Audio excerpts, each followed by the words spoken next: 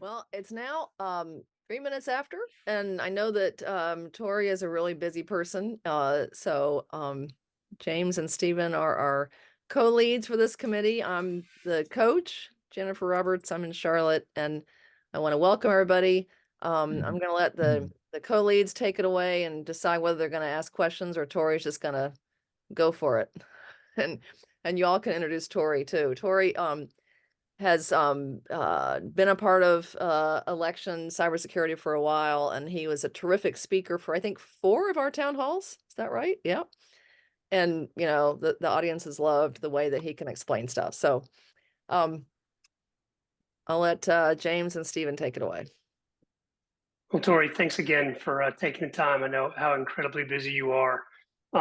If you could, for those in the room who probably don't understand exactly what you do for the state, if you could maybe just give kind of a brief intro to yourself, what you do, and then we can kind of take from there if you want to kind of, I know you've seen the questions, if you want to talk around those, or we can go down the list one by one. But how about we start with an intro of your role and responsibilities? Yeah, sure. Thanks for having me and happy to be here. So I stepped into the chief risk officer role for the state of North Carolina back in May. So that means at this point now I'm essentially in charge of cybersecurity policy from a statewide perspective. So a little bit of a step up in terms of responsibility from where I was at with Board of Elections. Prior to that, I spent 4 years roughly with North Carolina State Board of Elections, basically putting together the cyber program there, as well as working through initial gap analysis, putting together a roadmap, identifying how do we work through those things. I've been in the industry from an IT perspective for starting to creep up on 3 decades now. Scary enough. Not quite there yet, but getting there.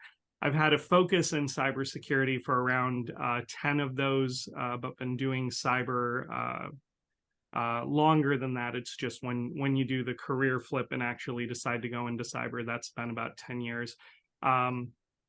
Outside of day job things that are still relevant, run a national cyber camp program for InfraGard that basically puts on cyber camps for high school students. I adjunct down at the Citadel over the summer for National Guard cybersecurity education boot camps. And also I'm involved with not only attending a bunch of conferences and things of that sort within the cybersecurity community, but also sit on the chair for B-Side Charlotte, one of the local community cybersecurity conferences in the region, as well as one that's military specific for Cyber Shield called ShieldCon that takes place for the exercise participants there. So I guess short and long of it, been around cybersecurity quite a while. Enjoy it, definitely have a passion for it, and am happy to be here to help answer questions and hopefully clarify anything that I can in election space for folks on the call. No, that's great intro, Tor. I really appreciate that. And I think kind of what I'll do, and Steve, please jump in at any point, and any of our committee members, you have questions, comments, want to elaborate, please just speak up. But I'm going to hit some of the highlights of the questions that we kind of pulled together and kind of get your take on those, which will probably lead into other discussions, and we'll just kind of see where that leads us. But if you could encapsulate in kind of, a minute or two, what is it really that the cyber protection team, if you will, that really runs under you, what do they spend the bulk of their time doing to secure our elections?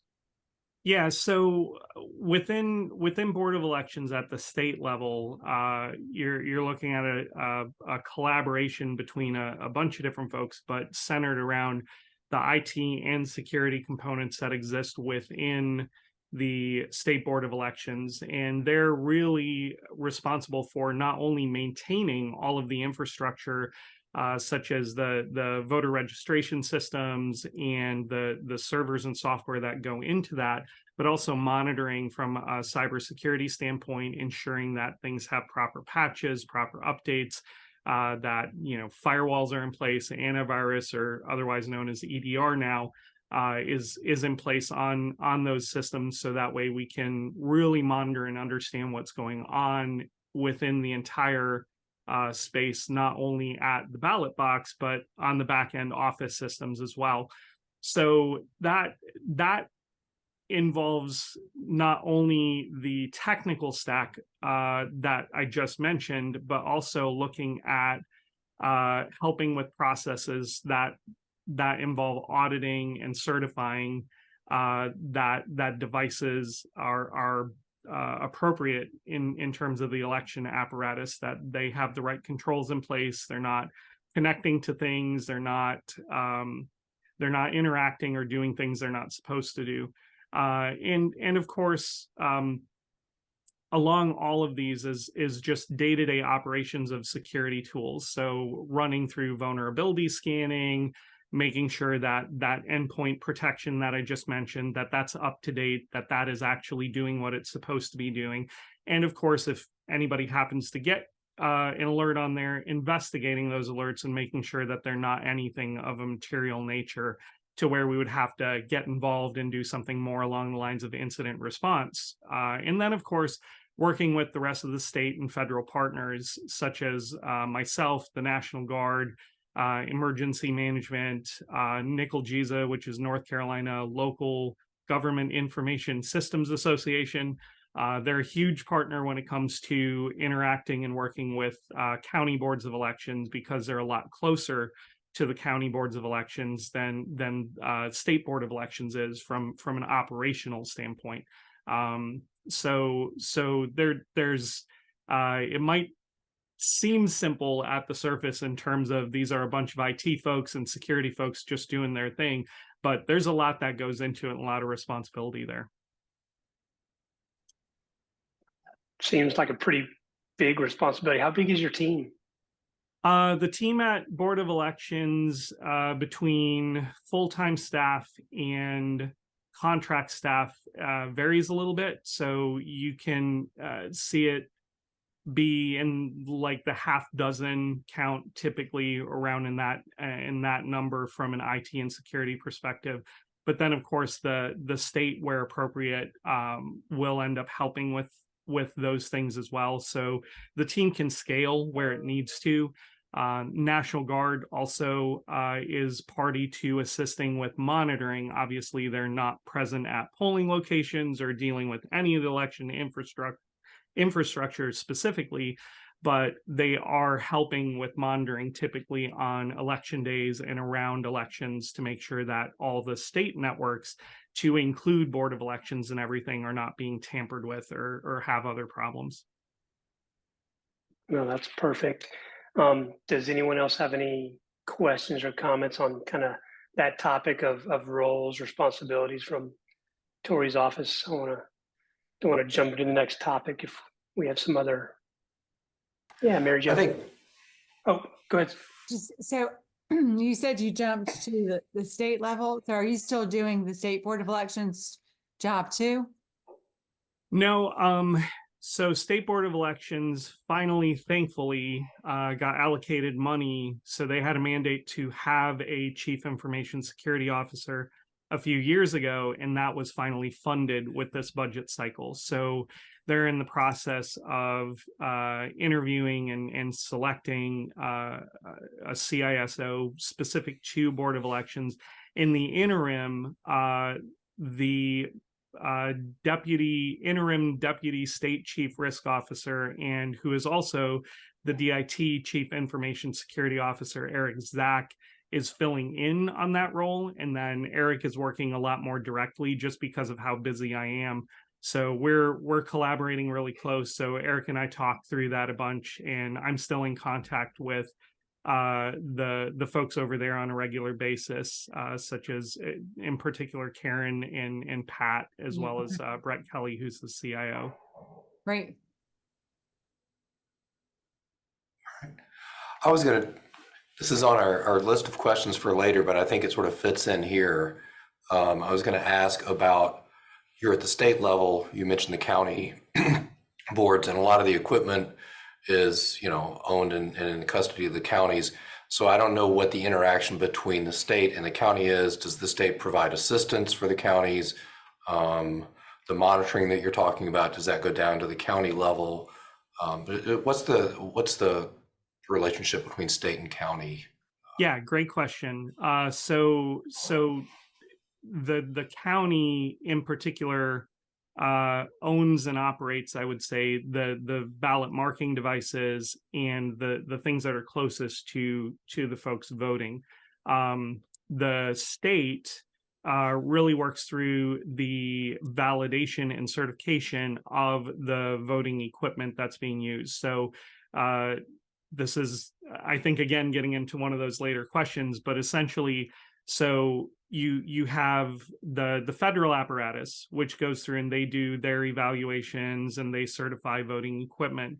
North Carolina takes that and then goes a step further. And North Carolina then takes what the federal apparatus has certified and then recertifies those with independent testing labs to ensure that everything meets not only the federal standards, but really meets what our expectations are of those.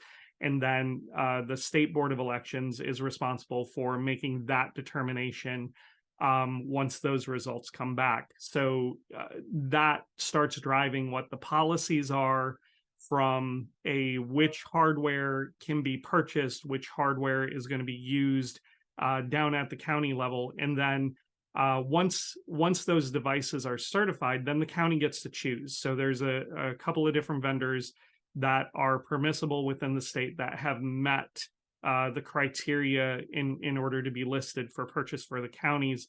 One of which is making sure that there's the code is in escrow.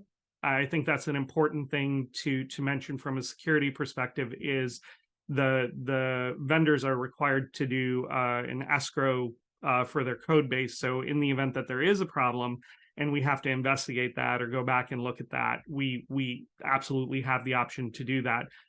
In addition to being bonded. So they have to be bonded for the cost of redoing an election in North Carolina, which is not an insignificant amount of money. But it was determined at some point that was a necessary step to move forward. So the state is really looking at those things and then really looking at setting some of the policy that the counties are going to operate by in order to conduct the elections. And then the counties are going to be responsible for conducting the elections within the scope of that, again, to general statute as well as owning, operating, purchasing, maintaining the ballot marking devices and the poll books that are going to be used on election day. So they have a lot to do when that comes down from the state.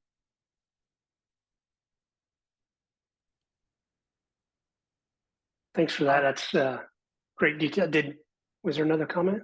I was just going to point out, Yeah, please. There was one follow-up in there that I missed addressing that I just realized, and that's support down to the county boards of elections. And the state board absolutely will and can provide support down to the county board of elections where needed and where possible. So for instance, there have been counties that have come out in the news where they've had cyber attacks and things of that sort happen at the county level, right? So the county itself ends up potentially having some impact there. Fortunately, in a lot of cases, the county networks are not, the county board of election networks tend to be a little bit more isolated. So thankfully, we really haven't seen a lot of impacts there. And everything that I can think of that we've done on the cyber side has been out of an abundance of caution. And typically, so the state board of election had an initiative a couple of years ago to stand up attack response kits and stage those around the state. So essentially, they're designed to have a minimum set of hardware that will allow a county board of election to stand up and become functional, even if their county board of election office is offline. So it contains hardware for connectivity. So they'll have internet capabilities. as well as laptops and things like that, that will allow them to still conduct the election or conduct day-to-day county board of election business in the event that it's not an election cycle. And those are clean devices in terms of they're updated, they're put in a box, they sit there and wait until there is a need for them. They get pulled out of the box, they get updated, and then they're there for the county to use. So that way we know that that environment is a clean environment that the county can operate on while any type of investigation through the rest of the county is going on. And in some cases, we'll have them move to that even when we don't think there's any impact whatsoever to Board of Elections infrastructure, just out of an abundance of caution, in just, it's a great opportunity to practice, so to speak, because it's always good to validate that the things that we have available for them are actually going to end up working. So can I ask a quick follow-up to that? So what you're saying is that if like ransomware or a hacker like takes total control of county data system and the county has to shut everything down, turn everything off to get rid of that, this is like a standalone that they can pop up, set up, plug in, and still run elections. Correct. 100%. Wow. I had no idea. Thank you. Mm-hmm. What would be the time lag? Because even if you are, relatively up to date on patching all that stuff, you take something out of a box, there's going to be an update process. Yeah. What generally is the kind of uptime for that COOP site? Yeah, we've seen it. We've seen it take a couple hours. Typically, it's actually very, very quick. So there's security and support technicians that Board of Elections has that are responsible for different counties around the state. And they're the ones who would typically have the ferrying, so to speak, of those kits from wherever they're stored to whichever county needs one. And then they would stand them up and do the updates in conjunction with State Board of Elections staff to make sure everything's interfacing properly. Because there are other security controls. So even when you stand those things up, you're still going to have to update firewalls. You're going to have to update access controls, things of that sort within the security apparatus that are in place to make sure we don't have random connections happening into election infrastructure. So that turnaround time, you're looking at, if it's a really, really remote site, it's going to be whatever the drive time is. So probably a couple of hours there and then a couple of hours to set up. So within a fairly, I would say a reasonable window of time, we're talking same day in every instance that I'm aware of. Great. So I'm just kind of scanning the group to see if there's any hanging chads, no pun intended, on this topic. So I'll ask one additional thing on that. So when you have these response kits, what are you talking about replacing? Because everything from the ballot marking devices, voters themselves in most counties now are doing hand marked ballots, so that the voting process itself can go ahead. Mm-hmm. Even in the absence of any equipment. So what's the backup for? Yeah, the backup's mainly for back-end office type functionality, because to your point, if we're talking election day, elections can move forward without most of that infrastructure. So it's really for the office staff to function. It's not for polling sites. It's not for ballot marking devices or things like that. The county is hopefully going to have all of those things already taken care of and be able to address those things. So these would be systems that would allow them to communicate with State Board of Elections easier in terms of have their email up and running, have their general communications up and running, as well as potentially be able to transmit results on a clean network in the event that there's any type of question there. So if there happened to be something that happened on election day where they needed clean, known good, known clean systems to transmit those because some other anomaly was found. Again, just going back and reiterating, this would only be in the event of an emergency where we think there's a problem. We're operating under the idea that with all the controls in place, they are known good, known clean systems every single day. This is just if something pops up, there's an anomaly or a network problem that makes us wonder what's going on, then we have this to go to allow them to still conduct the election and transmit results and interact with those systems using known good clean systems.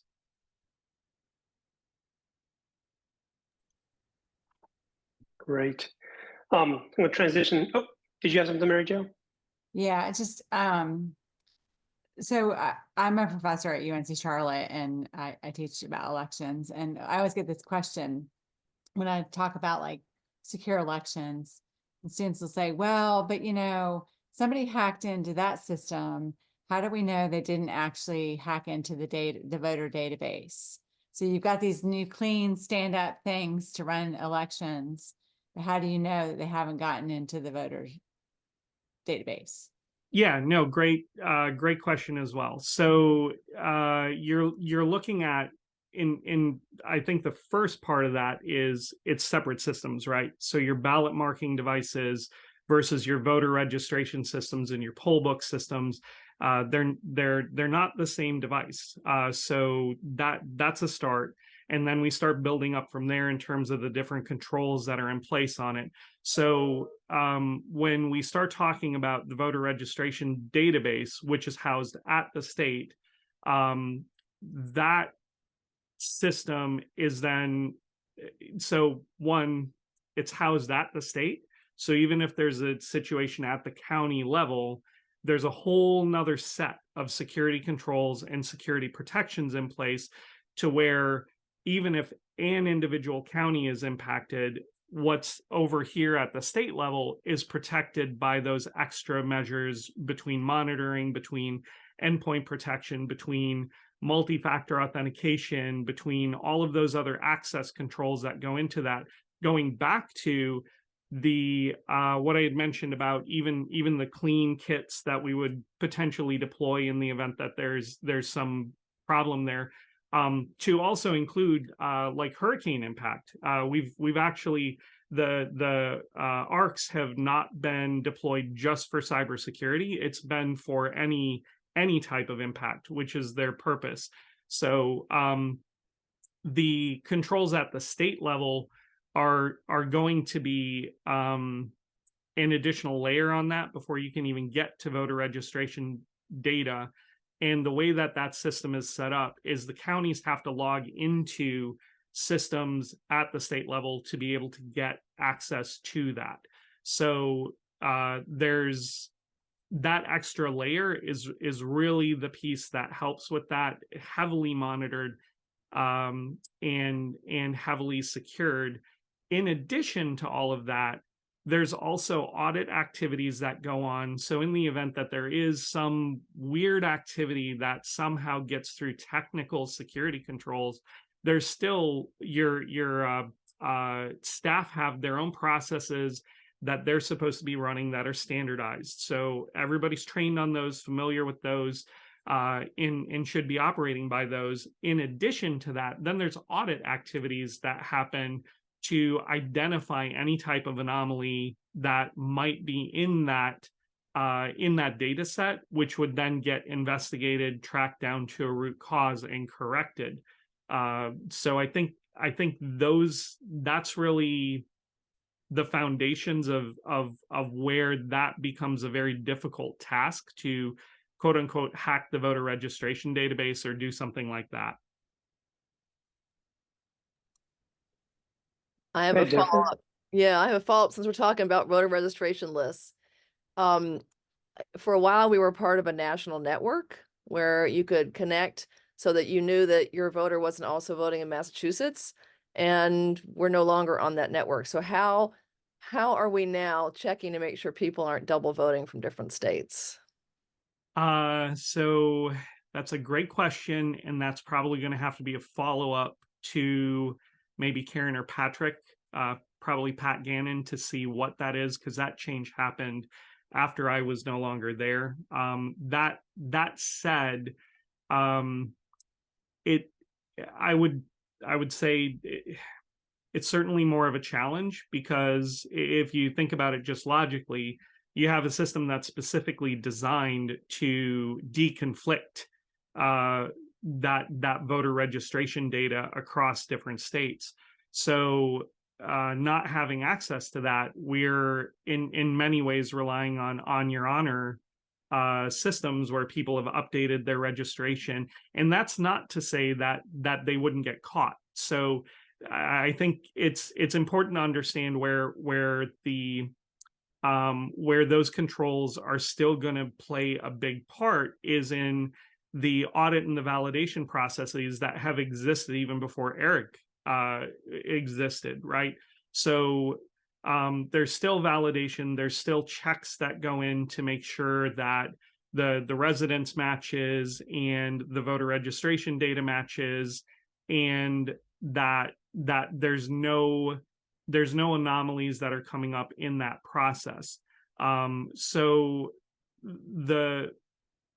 it's more difficult, but not impossible.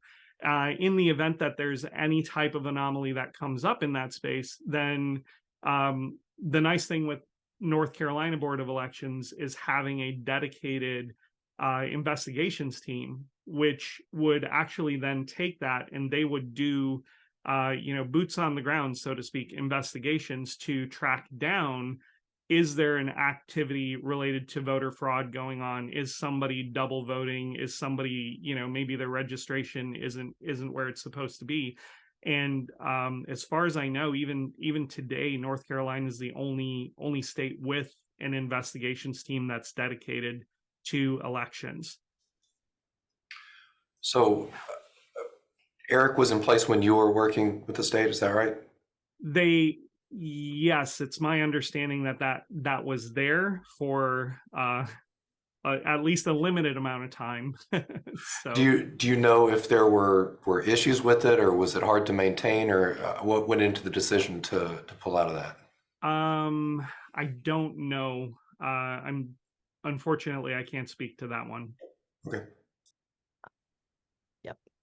I think the decision had some political ramifications in it, but That's great. Actually, these last couple of questions have kind of talked around. We have a group of questions, as you saw, Torry. One of the mandates of our commission, of course, is to inform and educate.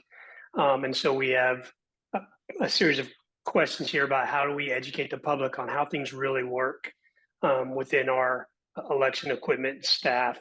And there's a lot of rumors out there about what's connected, what's not connected, what can be hacked, what can't be hacked. Could you kind of give us an overview of, how you would frame that conversation with, a layman who doesn't necessarily understand how elections work and they're afraid that their vote's not safe. Every machine that's in there can be hacked. And really, we know there's only a couple different places where a machine is connected to the internet and it has nothing to do with voting, but that's generally not what the public sees on a regular basis. Yeah, absolutely. And I think importantly, and this came up with the elections tour, every single one that we did, can voting machines be hacked? And the answer is yes. If you go out and you do a search engine search for, hacking a voting machine, it's going to pop up every single time and show you the DEF CON voting village, where folks have had old, typically, voting machines that have been identified with security vulnerabilities that can be hacked. Thankfully, the machines that we're using in North Carolina are not those machines. And the most of what they have available at the voting village are legacy equipment at this point. It was not the case originally when that group started working on them. There were a lot of that equipment that was in use across different states. So thankfully, most folks have moved off of those. That said, we're talking about computing equipment. There's going to be there's inherent risks with even just turning a computer on, right? So the fact that it's an electronic device and there's code that's running it and so on and so forth, there's some risk there. But we've done the manufacturers and the testing and all of these extra audits that are done, and having the code and escrow and things like that allow us to really get deep into what these machines are doing, how they're functioning, and the security controls around them. In addition to the technical pieces of it, like making sure they're not connecting to networks, that they're not, they don't have Wi-Fi connectivity. Somebody can't sit in the parking lot and hack a voting machine. You know, that's not going to happen because they don't have the capability to do that connectivity. There are processes and procedures to where even if you look at the voting machine village out at DEF CON, you'll see one really, really important thing with the voting machines that are typically hacked. They're in pieces. They are literally broken down to component level, and the folks out there are really going deep dive in all of those things. How long does it take to do that? Could you really practically show up at a polling location with the intent to hack a voting machine and disassemble the whole machine there, to where in some amount of time where somebody's not going to catch that and understand there's now a problem there, that machine has been compromised, it's no longer usable, even if somebody attempts to tamper with it.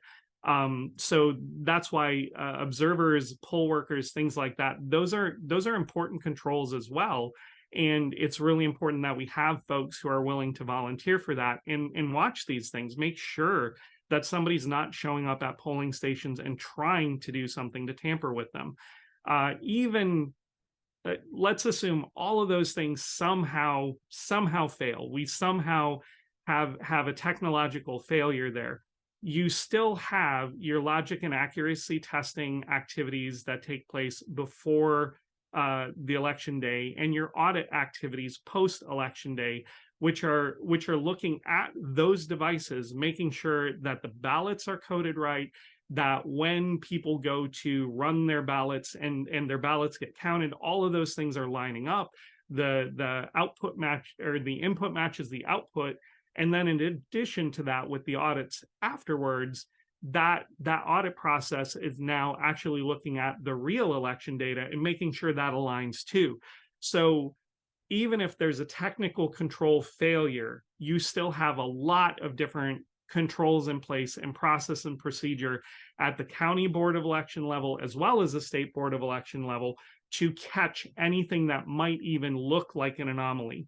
And if you look at the statistical breakdown from and I don't have exact, so I apologize on this, but if you look at machine counted ballots versus hand counted ballots, there's an inherent difference in terms of your error, your margin of error in both of those. And it's proven time and time again.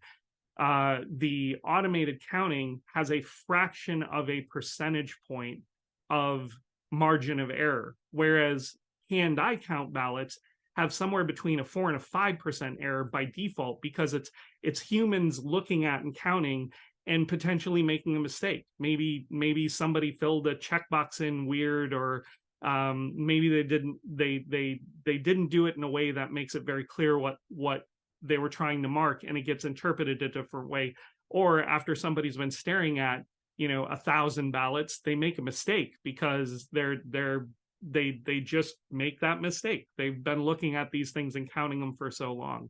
So I think having the electronic components in place actually does help to provide better security, because it reduces that error rate, on top of making it a lot faster to get results. Everybody wants to know who's leading, who's winning, what those results are as soon as possible. That would be impossible if the entire apparatus was simply run by humans. That there's a lot of, we're talking millions of voters, right? So there's a lot of work to do to count those if we're talking somebody doing that manually. Right. The equipment that the state certifies, the standards that they use, does everything used in North Carolina now produce a paper trail that the voter sees, verifies, sticks in a box somewhere if there needs to be a recount?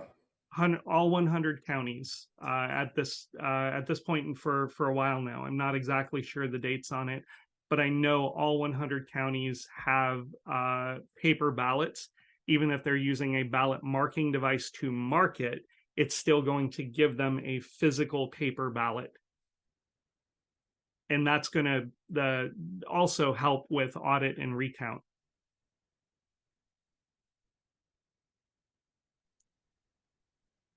So kind of continuing along Brad, please.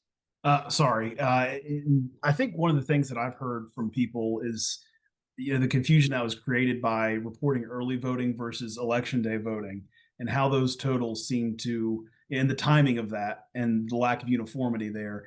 Is there any way to address that with, in your eyes, or is there a way to, is that an education issue, or is that something that at a state level with some of the reporting that might be able to, I don't want to say head it off, but at least avoid some of that confusion that we've seen? Yeah, Brad, that's a great topic, and I think you hit it. It's education more than anything. It's getting people to understand that when you see a huge bunch of votes come in, it doesn't necessarily mean that there's something nefarious going on there. It doesn't mean that that somebody is trying to flip the election or something like that. It could mean absentee ballots, early voting ballots, something like that was tabulated and ready to go at that point in time. So that's, I think you're spot on. We've seen that come up the years that I've been involved in elections, where some folks have been concerned about that. It's like, oh my gosh, all of a sudden out of nowhere, there's this huge number of votes come in, and it changes the landscape potentially. It could change the projection of where somebody sits, which is part of the reason why folks shouldn't be calling elections until like you get to a certain point where there's a level of confidence, right? So I think the education component, that is a process, and that is a known quantifiable process. It's not like somebody's coming in trying to flip things. It's literally part of the process that goes into counting the ballots. You have to count those at some point, right? So are we counting them, at the beginning? Are we counting them at the end?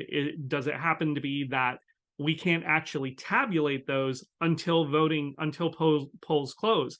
Because that's another thing that has been a challenge in I would say every state's a little bit different on this. So where I've seen folks making big mistakes in this is they'll look at another state and they'll take what that state is doing in that area and they'll apply it specifically to North Carolina. And that, I think, is where some of the confusion comes in, is there needs to be an understanding at the voter level that each state handles that differently based on their laws and the general statutes for that state. So in some cases, they won't even be able to open the envelopes until polls close. At that point, then they have to go through all of the counting apparatus to get those counted and get those in the system, at which point depends on how many they have before it gets into the system. Whereas other states are allowed to pre-count that, which means all that stuff can be made available and ready as soon as polls close, then they can report those results.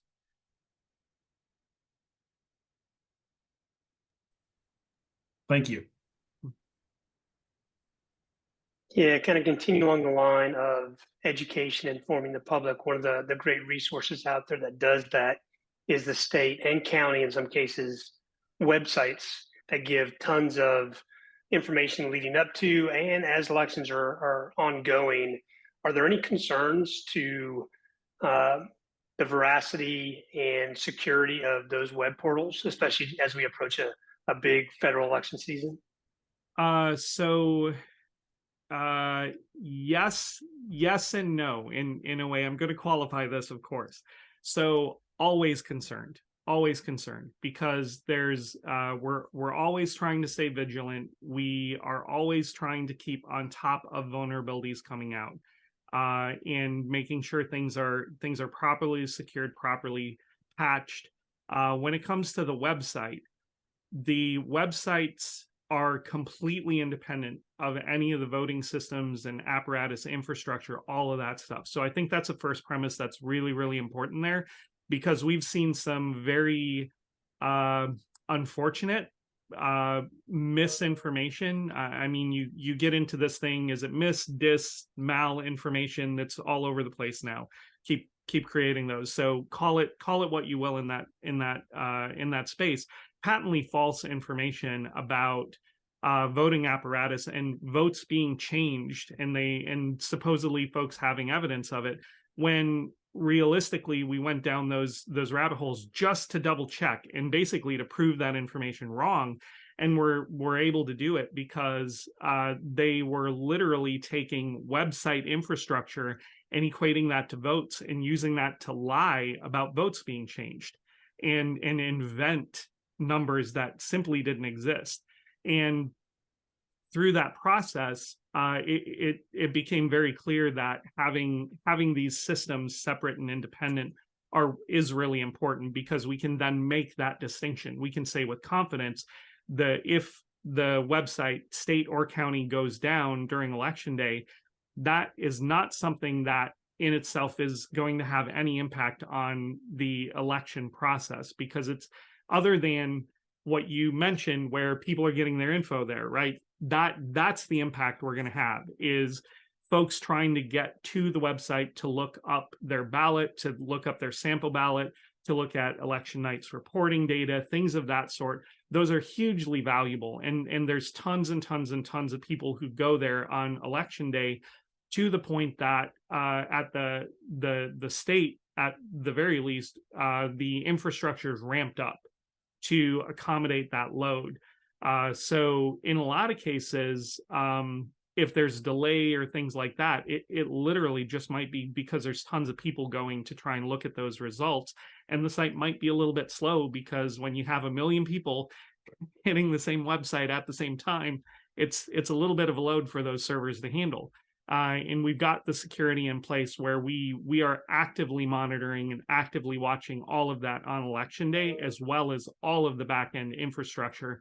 And that's where there's a group within the state of North Carolina called the Joint Cyber Task Force, which is made up of the team that I now lead within North Carolina Department of Information Technology, called the Enterprise Security and Risk Management Office. So that's one part. Then you have Emergency Management, the National Guard, and Nickel Giza, the group that I had mentioned earlier.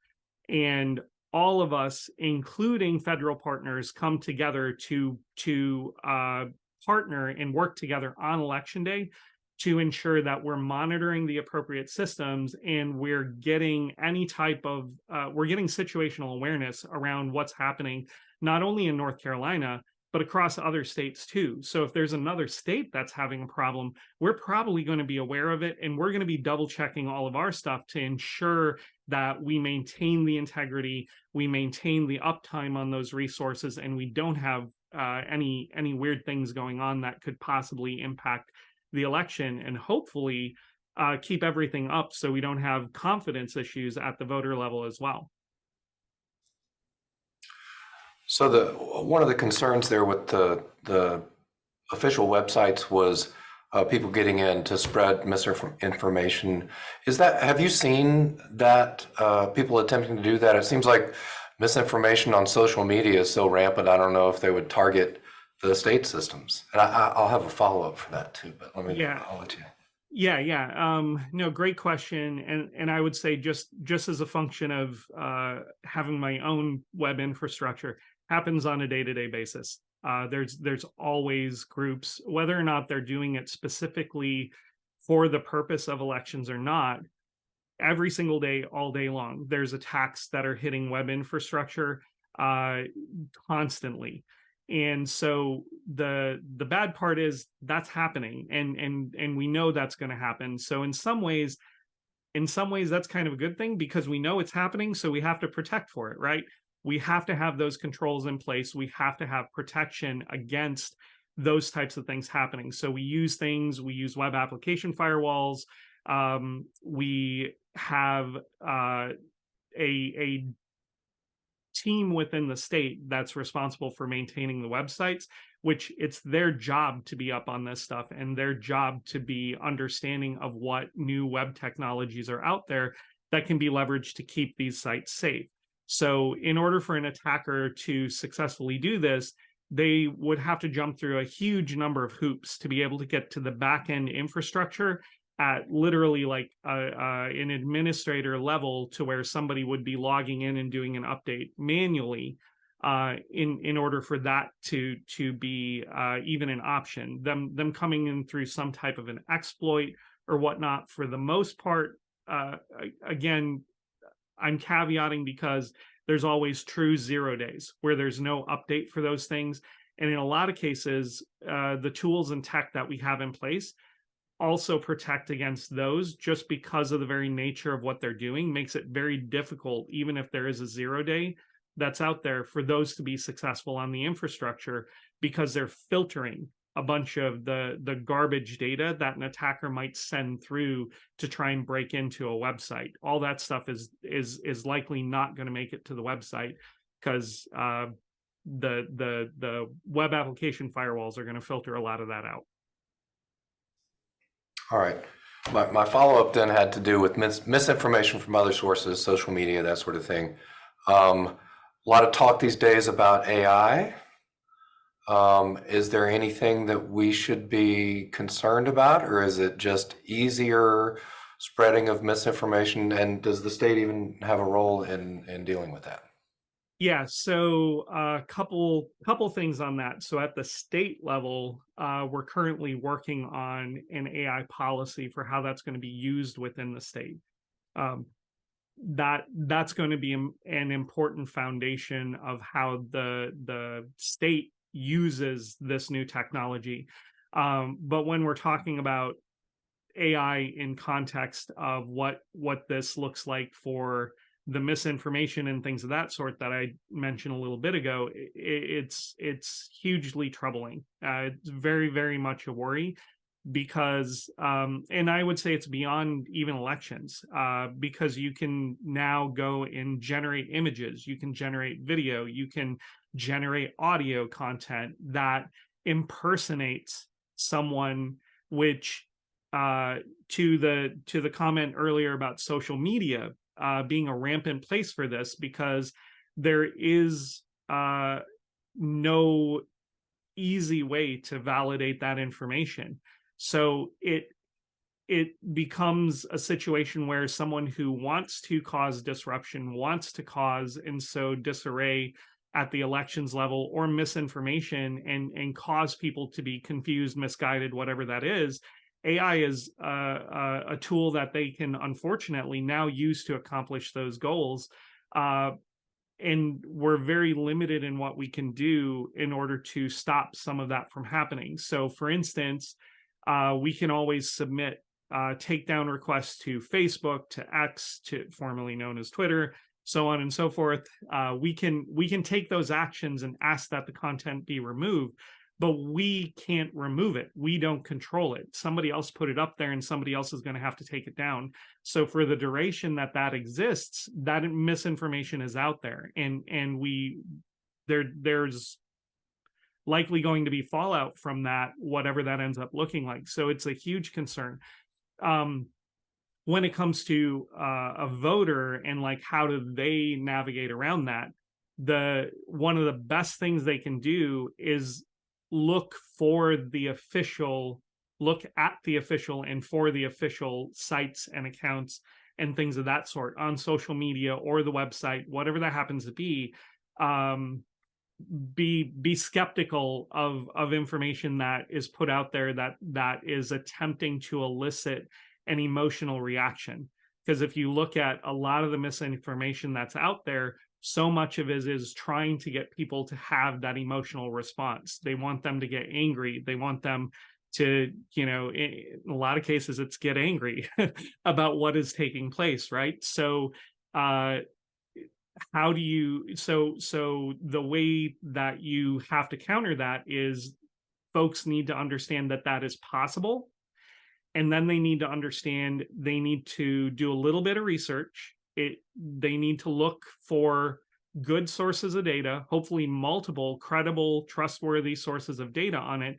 And when it comes to the election process, in particular, things like, poll opening, closing dates and times, when voting is possible, things like that, looking at the county board of election, the state board of election, going to those official sources is super, super important, because those are going to be the official dates and the official times that voters need to know about and need to get that verified information from, versus random places on the internet. Just a time warning, we have 5 minutes left.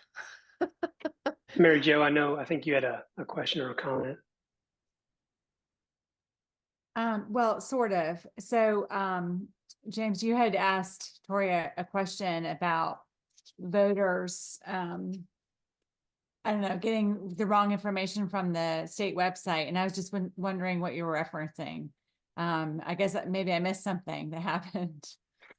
Oh, no, I mean, it just in general, I've heard not so much from our state as much as from others, everything from website defacements, putting in false information, all the way to voters receiving text messages, almost like spam calls with wrong vote, poll information time. And so I was just wondering if we had concerns or a way to combat that sort of stuff.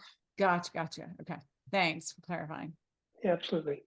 I know we're close on time here, so kind of as a last roll up, we had a really long question at the end, but I'll just ask kind of in a generic way, Torry, what keeps you up at night?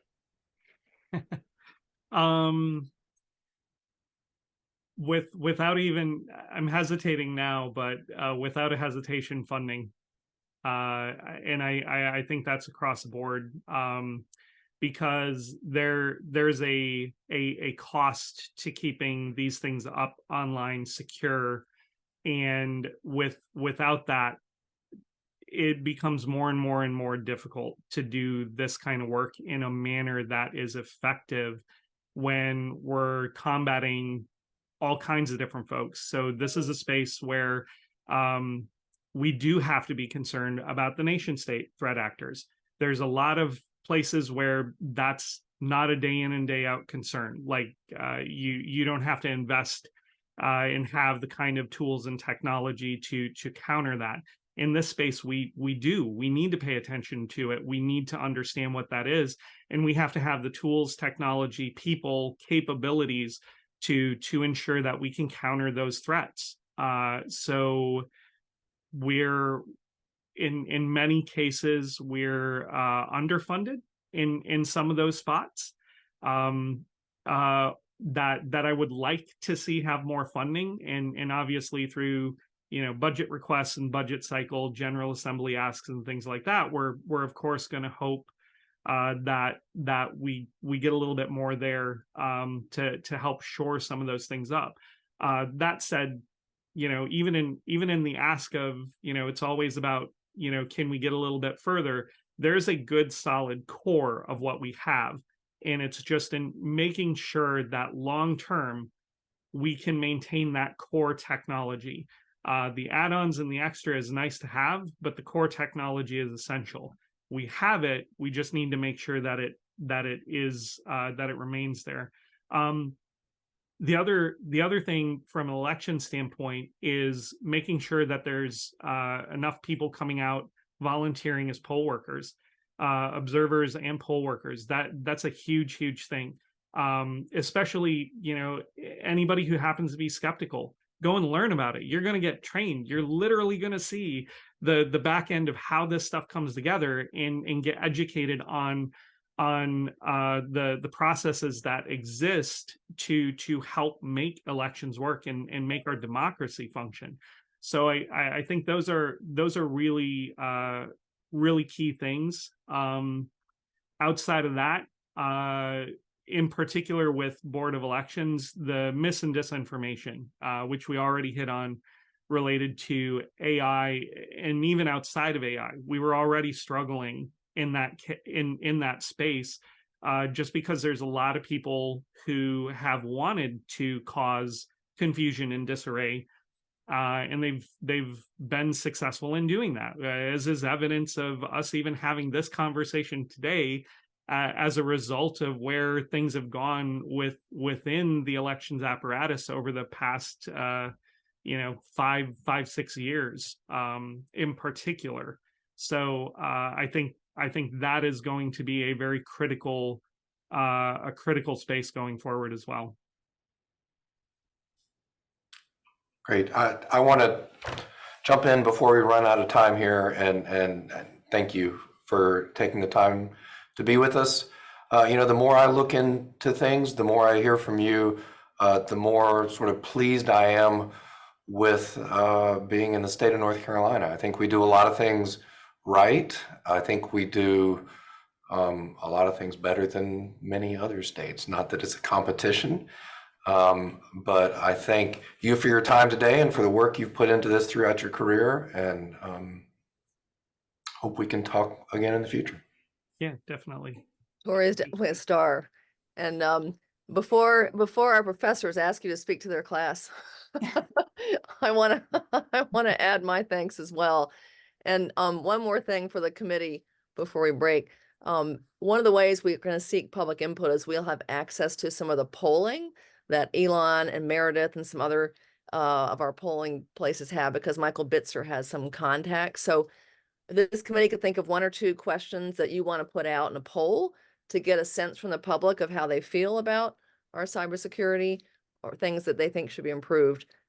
This committee just needs to come up with a couple of those and get those to me or to Rachel as soon as possible. Just had to say that before we break. And once again, Torry, you're awesome. I feel so much better when he spoke to all of our town hall, those town halls. I just, you just feel really good that the state has found him. And I totally agree. Another thing we can talk about is how should things change, advocating for funding. So that was good to have you say at the end there. Can I add a couple of final comments for this group, kind of beside what Torry has talked about today? I think what Jennifer said about the poll questions is important. The other thing we had talked about was having one of the legal people from the state, Paul Cox was mentioned, talk to us about what the laws are. And I think, Jennifer, you said that there was some plans to have him address multiple groups. Is that still in the works? Absolutely. We're waiting to hear back from him with some dates, and we'll let everybody know when he's able to do that, because he's the one who knows where things stand. Okay. And we had put some additional materials out there. There's a resources file that I had put some things in, and James put some things in. So these are just sort of a few state level things and some federal. I added one thing to the end of that just this afternoon on the EAC, the Election Assistance Commission. It's a federal group that they have the voting testing labs or whatever that test some of the equipment. And Mary Jo sent me some things earlier today about list maintenance and list accuracy that I stored out there in a folder. I didn't get much of a chance to look at what it was in depth. I don't know if Mary Jo wants to say more about what that was. They're just I just was looking at some of the best scholars in elections administration, and they've written some of the best stuff out there on list maintenance. So I just wanted to get that out to y'all to have a read, have fun.